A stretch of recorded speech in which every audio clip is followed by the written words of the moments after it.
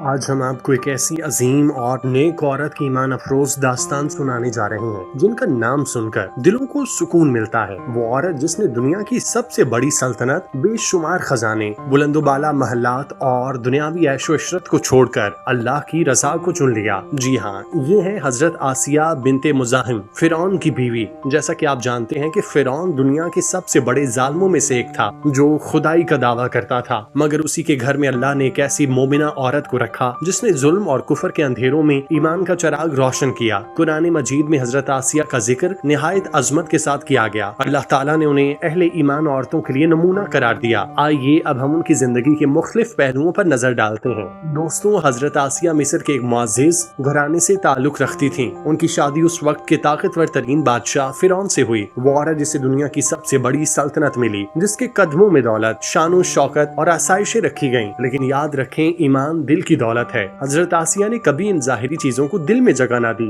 وہ جانتی تھی کہ یہ دنیا عارضی ہے اور اصل حقیقت آخرت ہے۔ ان کے دل میں ہمیشہ ایک سوال رہتا تھا، کیا یہ شان و شوکت ہی سب کچھ ہے یا اس کے پیچھے کوئی اصل حقیقت بھی ہے؟ اسی تلاش نے ان کے دل کو اللہ کی طرف متوجہ کیا۔ اب سنیے ایک نہایت حسین منظر۔ جب حضرت موسیٰ علیہ السلام کو ان کی والدہ نے اللہ کے حکم پر صندوق میں ڈال کر دریائے نیل کے حوالے کیا، وہ صندوق بہتا بہتا فرعون کے محل کے کنارے آ لگا۔ سپاہی صندوق کو محل میں لے آئے۔ جب ڈھکن کھولا گیا تو اندر ایک نہایت خوبصورت بچہ مسکراتا ہوا موجود تھا۔ فرعون نے فوراً حکم دیا کہ اسے قتل کر دیا جائے، کیونکہ وہ بنی اسرائیل کے بچوں سے ڈرتا تھا۔ مگر آسیہ آگے بڑھی، انہوں نے فرعون سے کہا، یہ بچہ ہماری آنکھوں کی ٹھنڈک ہے، اسے قتل نہ کرو، شاید یہ ہمارے لیے فائدہ مند ہو، ہم اسے بیٹا بنا لیں۔ یوں اللہ کے حکم سے حضرت موسیٰ علیہ السلام کی جان بچ گئی اور ان کی پرورش فرعون کے محل میں شروع ہوئی۔ حضرت آسیہ نے موسیٰ علیہ السلام کو بیٹے کی طرح چاہا، ہمیشہ ان کی حفاظت کی۔ وقت گزرتا گیا، موسیٰ علیہ السلام بڑے ہوئے اور اللہ نے انہیں نبوت کے لیے چن لیا۔ انہوں نے فرعون کے دربار میں اللہ کی وحدانیت کا اعلان کیا اور معجزات دکھائے۔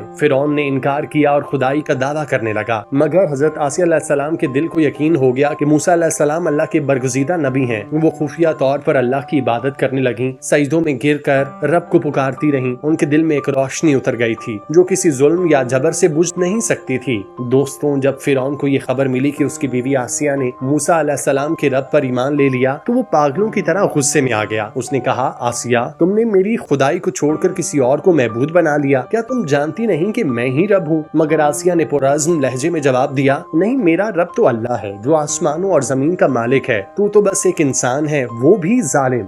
یہ الفاظ سن کر فرعون آگ بگولا ہو گیا۔ اس نے سپاہیوں کو حکم دیا کہ آسیہ کو زنجیروں میں جکڑ دیا جائے، انہیں دھوپ میں ڈال دیا جائے اور سخت اذیت دی جائے تاکہ وہ اپنے ایمان سے پلٹ جائیں۔ لیکن آسیہ نے ہر درد، ہر اذیت پر صرف یہی کہا، لا الہ الا اللہ۔ ان کے چہرے پر سکون اور اطمینان تھا۔ دوستوں، ظلم و ستم کے اس کڑے وقت میں آسیہ نے اللہ سے ایک عظیم دعا کی جو آج بھی قرآن میں محفوظ ہے۔ انہوں نے آسمان کی طرف دیکھا اور کہا، اے میرے رب، میرے لیے اپنے پاس جنت میں گھر بنا دے، مجھے فرعون اور اس کے عمل سے نجات دے اور مجھے ظالم قوم سے بچا لے۔ یہ الفاظ کسی عام انسان کے نہیں تھے، بلکہ ایک ایسی عورت کے تھے جو دنیا کے سب سے بڑے ظالم کے سامنے کھڑی تھی۔ دوستوں، سوچیں، ایک کمزور عورت جس کے پاس کوئی فوج نہیں، کوئی طاقت نہیں، لیکن اس کے دل میں ایمان کی طاقت تھی۔ یہی ایمان اسے عظیم بنا گیا۔ فرعون نے حضرت آسیہ علیہ السلام پر ظلم بڑھا دیا۔ سپاہی انہیں کھینچ کر گرم ریت پر ڈال دیتے، ان پر کوڑے برساتے اور کہتے، اپنے ایمان سے پلٹ آؤ ورنہ مر جاؤ گی۔ مگر آسیہ مسکرا کر کہتی، میری زندگی اور موت سب اللہ کے لیے ہے۔ پس اللہ نے ایک کرامت دکھائی، جب وہ اذیت میں تھیں تو اللہ نے ان کی آنکھوں کے سامنے جنت کا گھر دکھا دیا۔